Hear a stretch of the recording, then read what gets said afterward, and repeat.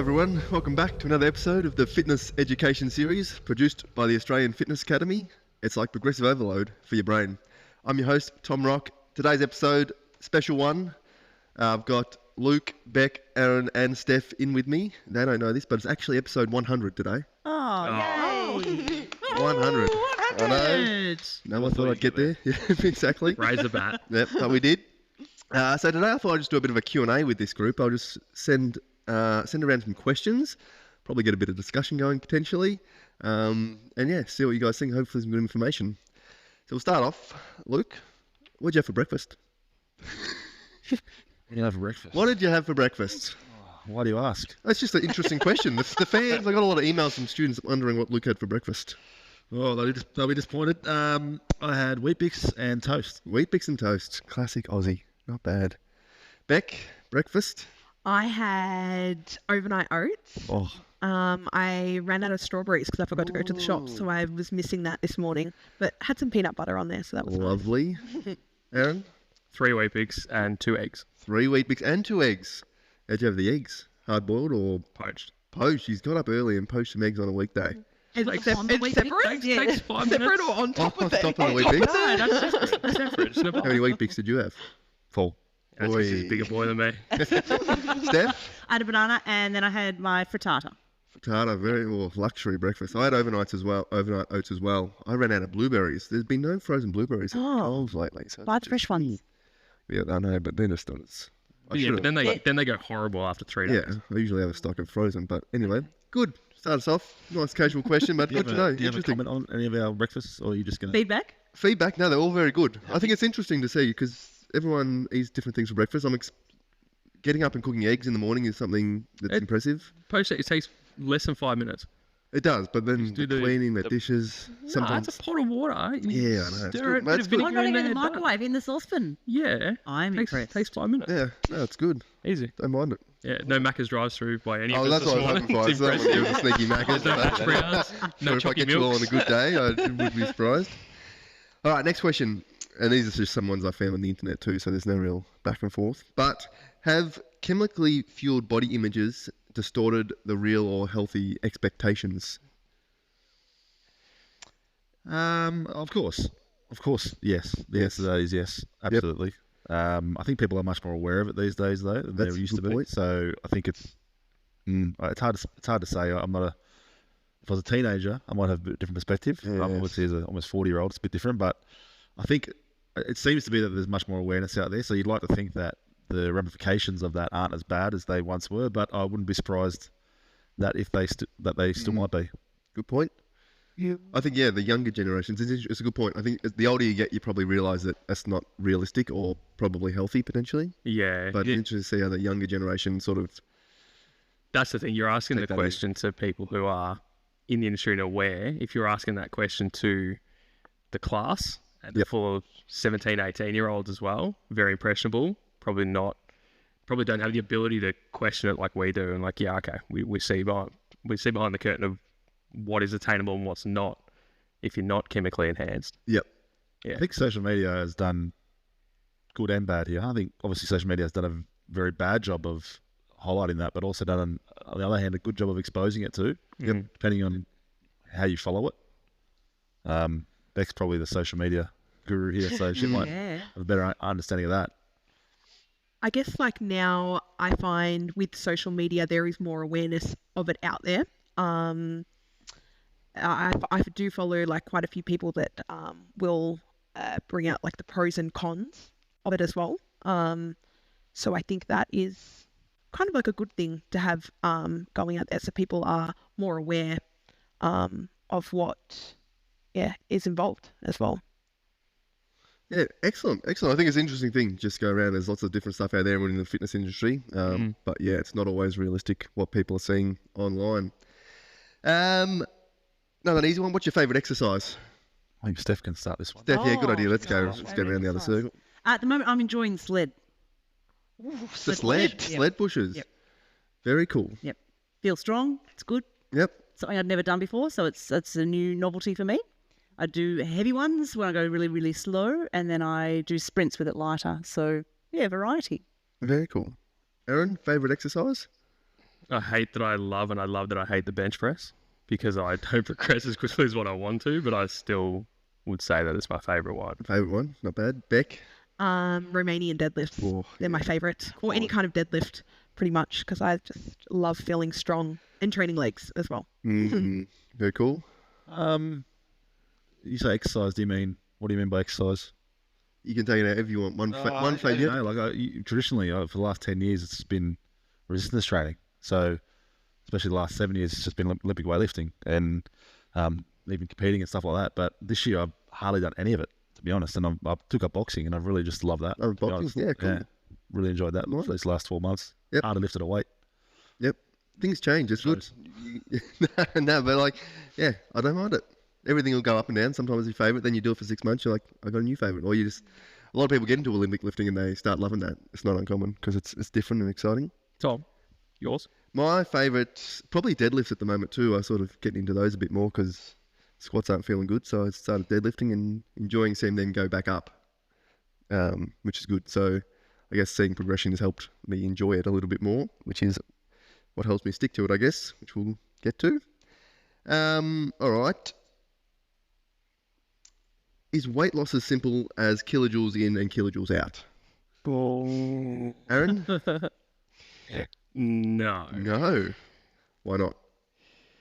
There's a couple of other different factors that have got to come into that. I'd say sleep is a big one too. If someone's sleep isn't ideal and they're just focusing on calories in, calories out, but they're getting 5 hours of horrible sleep per night, cortisol level is going to stay high, which is going to mean that it's harder for them to actually lose weight. Lose body fat, yep. You have thoughts? I mean, definitely not. It's definitely far more exaggerated from that, but I like it from the sense that it's a very simplified way for a person to look at it. Yep. And it can at least help them achieve something, but it's not as simple as that. But at least it simplifies the process for someone who doesn't know what they're doing. Keeps it a clear formula. Yeah. Yep. I agree with that. And also what Aaron said, I've had a lot of clients who have managed to get that formula quite well with the calories in, calories out, but they are either stressed immensely due to work, lack of sleep, 3 children, and they just aren't getting the restoration and they're not losing weight. What do you think, Becc? Oh, I think everyone's covered it pretty well. No, it is better. I don't know. Kilojoules in, kilojoules out. I think, like you said, it simplifies it, but it's a good place to start. If they're not doing that, it doesn't know how much sleep they're getting or whatever they're doing perfect. If they're eating too much food, they're not going to lose weight. And also the type as well. Yeah, so well, the if you're saying calories in, calories out, yeah, okay, I only ate 1,800 today, but that was made up of a thick shake and a burger, and that was all that I had. Yes. Versus actually eating 1,800 of Good, nutritious good food, which I with think a good is amount of where protein. And The problem there is that might be sustainable for a day or two. Yeah. How long can you sustain Yeah. that for a long time? Yeah, you're That's the problem. not going to feel well, your energy's going to slump, so it's no good. So yeah, definitely, good answers. Probably not that simple. No. Very, very true. Tom, what do you think? Yeah, I I know don't you're think it's asking that the simple, question, but I think it's probably where everyone goes straight to. But as soon as you start looking at like the nutrition density of food and be like, well, you could eat a Big Mac or you could eat like a nice salad and proper whole foods, you're going to get a lot more out of it. Yeah. And then you have to just take the other side of the equation too. Like we're just talking about the nutrition, but what about the exercise, the energy out part? Like how long do you have to exercise for it at different intensities, and essentially what's creating the energy, what's creating the energy to burn the energy and all this sort of stuff. And how long do you have to train? Therefore, you're doing, ideally you do 4 hours long distance, slow, fat burning training, but not everyone has that. That's the other side of the equation too. So you got to, maybe do a high intensity 20-minute, 30-minute, 40-minute session. How does that relate to the energy out equation? There's so many factors involved. Yeah, I think that's also an interesting point because really the energy out is probably something we don't have as much control out of to make as big a difference. Like even exercise in general doesn't make that big a whack in our energy expenditure. It's only the 10%. Yeah, and you really can't like unless you go for a 4-hour run every single day, you're still only moving the needle slightly. You can't just out-train a bad diet. Well, that's the thing. People might eat horribly in the morning and then think, well, that was my calories in, and in the afternoon I'm going to do a huge session and get all those calories out. Yep. It's not as simple as that. No, definitely not. What helps you stay motivated to maintain a consistent fitness routine? Becc, start us off. This one, so don't end it. trying to think of what I guess helps me stay motivated. I feel like I've just got a regime and I have to get up and I have to do it, and that's how I've just been for so long. So it's just now a habit. It's just a habit, yeah. Because I guess I participated in sports and that from a young age, so it was just something that I always did. Yep. So when I don't have that, I don't really know what to do with myself. So it's just like, this is what I do in the morning, or this is what I do at night, or this is how many times I have to do it a week. I put pressure on myself for certain goals. Yeah. So triathlons. Yep. Yep. Man, yeah, goal setting, Yep. achieving something, PBs. Yep. Love it. That's a good motivator. I want to keep up with my son. I want to beat him as many things as possible for as long as possible. Getting up on the floor and not being sore. That is the main motivation. He's starting to get quicker. He's only nearly turning 4, but I don't ever want him to beat me in a running race. So competitive nature. Good. Yeah, I used to be like very much like what Becc said. So it was just basically a lifestyle habit. It wasn't even a thought, or it wasn't even a if. It was just, this is what you do on the day. Yep. And also, same as Steph as well, it helps me a lot more when I have goals, absolutely. But I must admit, I mean, I don't want to sound like an old person, but the older I get, the more it's just like, well, I want to maintain my health as I get older. Like, I'm starting to get to that point where it's actually now, to be honest, I just want to make sure as I get older, I stay free of disease and all the traps you fall into. Yep. It's amazing how that mind shift happens. Yeah. So quickly. Yep. I think mine's probably a combination of definitely goals and seeing myself improve. But now it's probably more towards Luke, where it's like, I just need to maintain this, or I don't want to see myself slip off the other end, because I know as soon as I don't do something for like a month, the road back is just to build back that habit is just can be a long stretch. I reckon I felt that around 30. Yeah. As soon as I hit 30, it was more about that thought there. Invincible in your 20s, you get to your 30s and you take 2 weeks off for holiday and you come back and you're like, oh, all right, it's 3 times harder now to build back up to that. Well, I sort of start noticing people around me just in public when I'm at the supermarket or the shops or anything, not necessarily my age, might be 10, 20 years older than me, but thinking I want to maintain what I've got for as long as I can, or sounds bad, but I don't want to end up like that potentially. So maintaining a healthy weight, healthy fitness, that's a big motivator, I think, to stay consistent with the routine. Yep. Flying here, guys. Doing well. What advice would you give to someone who is just starting their fitness journey? Let's talk about fitness journey as in getting into the industry. Industry. Let's go industry. Be patient. Patience. Listen and learn from other people. Learn from other people. I like that. Definitely take in everything you'll learn, good things and bad things from everybody, and you end up being a sum of your experience, I think. So take the good and the bad from everyone and put it together. Yeah, probably don't be afraid to play the role of or be employed as a fitness instructor, which is, someone at a recreational gym who gets paid a salary, monitors the gym floor, does 1,000 health screenings. Honestly, that's like, it's not a very glamorous job, but it's the bread and butter of the industry. If you can go and do a job like that for 12 months, and you don't get paid as much for running your own business, but you do 1,000 health screenings, you write 1,000 programs, you talk to 1,000 people. Honestly, you set yourself up for being able to run your business and be effective. Without those basic skills, if you try and run your business straight away, you're missing probably the more important part of the industry. Yeah, very cool point. I think, finding those positions is potentially not as easy as it was 20 years ago. I think there's less and less, but those, leisure centres and rec centres are really good opportunities to get into the industry, practice what you're going to do without the pressure of having to run your own business and get clients staying out. You're still getting paid per hour, basically. I think mine was similar with Steph. So learn from those around you and invest in yourself and your business if that's what you're going to run. So I know I invested a lot of time with working with other trainers that I might have admired or wanted to learn from. So that's what I would suggest to people as well. Invest in yourself, because you will learn from those around you as well.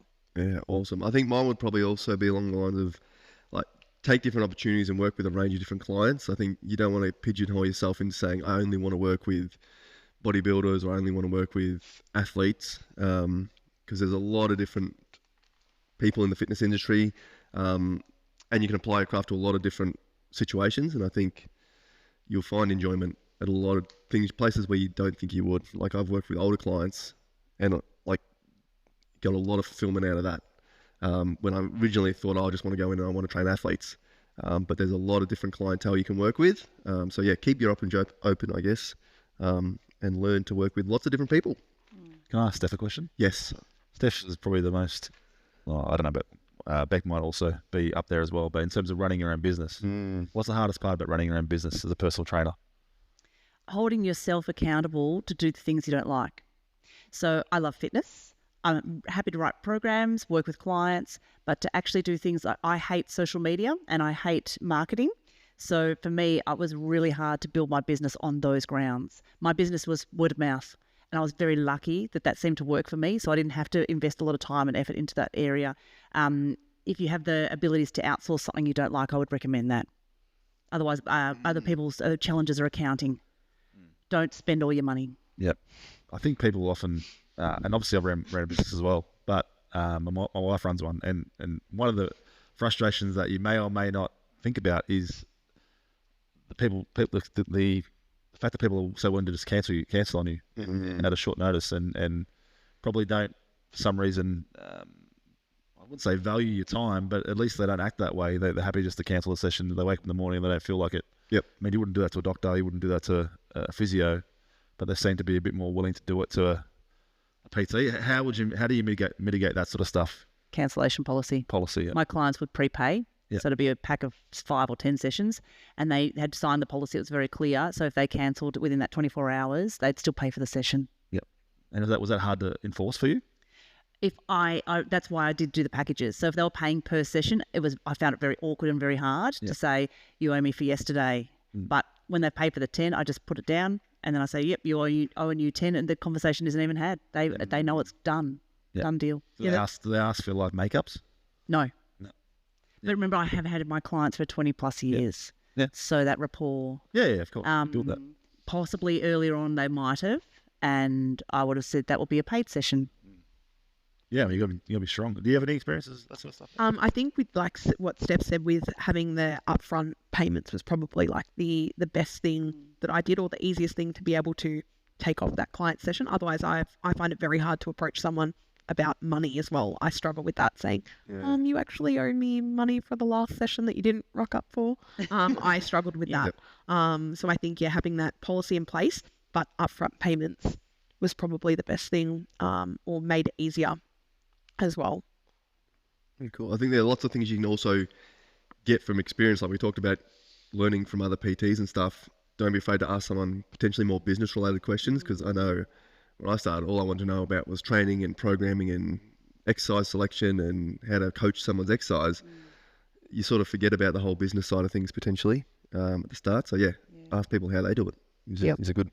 Another tip, sorry, just one more thing on that one. Tips go. If it were, let's say that that Becc was my client and she cancelled late, and if I wasn't comfortable saying you pay for that session, I'd say, look, usually we pay for that session. This is our first time we've come across this situation, so you didn't give me 24 hours. I won't charge you for this time, but in future you will always be charged. So that's an easier, sort of gentle way to get into it. Yep. That's good. Here's one. Should gym memberships or PT sessions be subsidised by the government, or should gym memberships be tax deductible? In terms of improving the health of Australia, is that a good option? It's a good option. The question is, Will they go? I mean, going to get political. Yeah, exactly. Well, the government doesn't have endless money, so you've got to pull that money from somewhere else. So where do you pull from? Now, there are plenty of places you could pull it from, but generally speaking, that's going to cost a lot of money. Yeah. But I agree with the premise that they should. They do it to a degree with exercise physiology, in terms of the rebate, I believe. Yeah, they do it like with massage and physiotherapy. Yep. So that's the next question. That's health insurance. If you have health insurance, I mean, you get the rebate back. Yep. Which would be a similar thing to what you're suggesting. Potentially, it probably is. Again, pulled these questions off. I thought it was an interesting discussion, just based off. And I walk around and I know our taxes and our health system is very good, but it's also probably a lot of money going in our health system because a lot of people are not healthy. So I walk around the street, I see people smoking, I see people overweight. I go, my taxes go to this bloke going to hospital. I've never, touch wood, I haven't got to go to hospital very often. I don't necessarily use the services that I'm paying taxes for. If people were encouraged more, or people got free gym memberships, would that improve the health early on? So in 20 years' time, we have less people that are overweight and obese, needing less healthcare potentially and less stress on the overall healthcare system. Will That's what they my go brain to the thinks. gym? Well, that's the other question. But if it's free, potentially, at least it removes a barrier. A barrier, yes. I like the premise. The Yeah. premise is a good premise in that your prevention rather than cure. That's basically. that's the idea, I guess, is where I'm going with that. Aaron? Thoughts? I'm thinking politically. It I'm is. It's thinking hard to get over the too line. deep with it It's too. hard. I don't But know how it the starts. premise of it, fantastic. If we are making that a tax write-off, we're Yeah. introducing the tax somewhere else. We're introducing high prices for junk food, high prices then for Well, cigarettes yes. again. That's like another more taxes whole on thing. those to then The offset nutrition that. side of So, things, for sure. yeah, if there is a way to offset that, sure. Yeah. But yeah, the idea would be great. Like Luke said, exercise physiologists and it's under the health insurance. Well, then if fitness falls under the health insurance Yeah. as well, and there's a rebate for that, sure, it could work. It could. It'd just take an extremely long time, and someone It would. That's the thing. someone in a political position to just be of a pure fitness and health mind to try and even get that across the line. Yeah. Yeah. What about our education? Like, obviously, we've worked in education for a while now.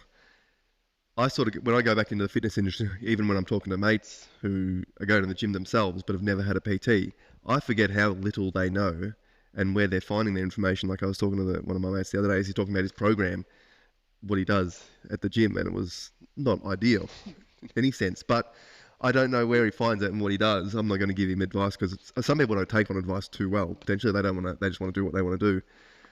But if people had options to get advice for free earlier on, would they be better off? Like, how do we get people to learn these things if PTs aren't cheap either? No, but how do you make sure the PT is still getting paid, but then giving the advice? to Yes, these exactly. people Which, at the same time? exactly. Yeah. What if we took a step back? Is this person going to a gym? He is going to the gym. Yep. So he's just got a gym membership. Where'd the old-fashioned fitness instructor go? Well, exactly. That's a very good point. That's what I think. When I was going through university and thinking I'm going to be in the fitness industry, my idea was to get a job as a fitness instructor. But now, gyms don't employ fitness instructors, which is unfortunate. Yeah, because they would educate the public. They would educate. Yep, you just go in and you basically get a potentially a free program on sign up, and there's someone wandering the gym saying, "Hey, check this form out," or so at least they'd get a good program. But yeah, very good point. Yeah, because the Instructors. profit for the gym exists in the franchise fee and the rent that they get from their trainers now, not from having 2, 3, 4 fitness instructors. Yeah, So the model has changed. Models changed the last 10, 15 years, definitely, from what it was. All right, last couple of questions because we're going very well. What will AI affect the role of a personal trainer? Do we think? You think, Becc? Yeah, I don't. Oh, I really am actually struggling with. I don't think it will. I think people might use it to maybe generate a program. Yep. But I still think I know myself. I like interaction with actual people. Yes. So, and I know some like my clients that would come to me for years enjoyed that interaction, as well, and that accountability. So, can AI do that? I don't know. I haven't looked much into AI, so I'm not very good that way. I think it can affect it in a very positive way. Positive Just way? like you said, programming side of things, the job of a PT can be made easier, I think, if AI is used properly. Will it take away the clients from a PT? And maybe, but again, WeFit existed, and that was that.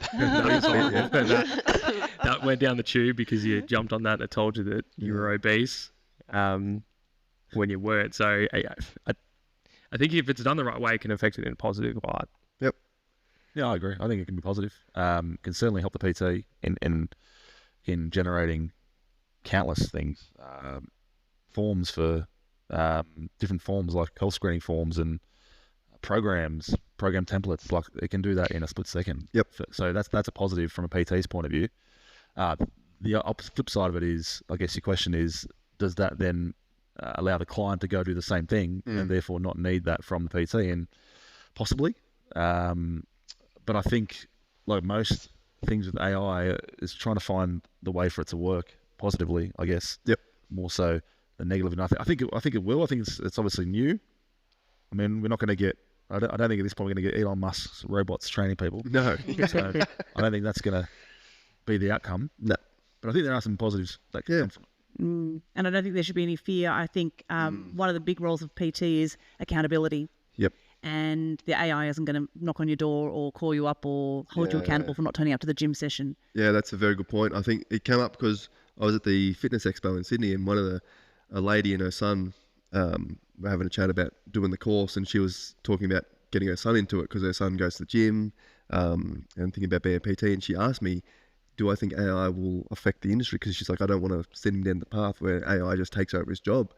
And I was sort of on the same path as you guys. That, like, I don't think it's going to replace, especially any time in the next soon, that ability to coach someone's exercise. Like, you still need a personal trainer to teach you how to squat and even progress exercise. What if, like, you could probably plug a whole lot of things into AI, but they're not going to hold you accountable. I think that's a really good point.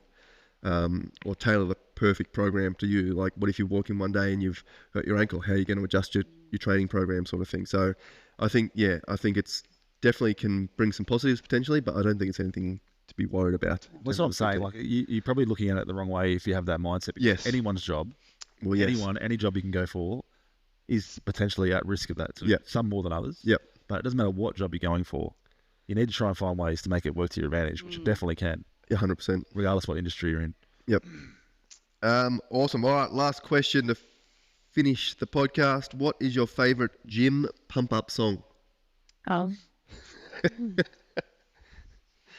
Is that going to be a flat one, is it? Yeah, Is it gonna be a flat one? Yeah. I don't know. Off the top of your head, come on. First one is I listen Katy to Perry boring Spencer, or what? podcasts. I listen to Podcasts while you history train. podcasts when I'm While you training. Oh, I could not listen to a I'll listen podcast to while I train. French Revolution history while I'm training, and that for me is That is it's- probably a unique one. different. If any listeners out there listen to French Revolution podcast while I train, send us an email. I've just finished one on like a 7-part Roman Empire. I'll listen to like a history podcast, like a 6-part, 4 hours each while I'm training. Yeah, pump it It's up. improving your bench press. Isn't it? Well, that's probably why. That's probably why I don't go anywhere. Well, I find I can't even think of a song now. Give us a genre then. What's your genre go to? My genre is more like electronic, Yep. tech, house, all of that. So I find I do find myself on SoundCloud a lot with a couple of like DJ remixes or something, especially on a Cool. run. Like I like listening to a lot of electronic music while I run. That used to be me. Yep. Like Kolsch. No. Anyway, Kolsch. Kolsch. I used to listen to them a lot when I was Yep. running. That upbeat. Yep. Now I don't listen to anything running because at triathlons you can't wear any music, so I Oh, wow, train yep. like that. Yep. Kickstart My Heart. Motley Crue. Motley Crue. You I've gotta heard sing of it Motley right. No, you'd know the song. I know the song. Yep.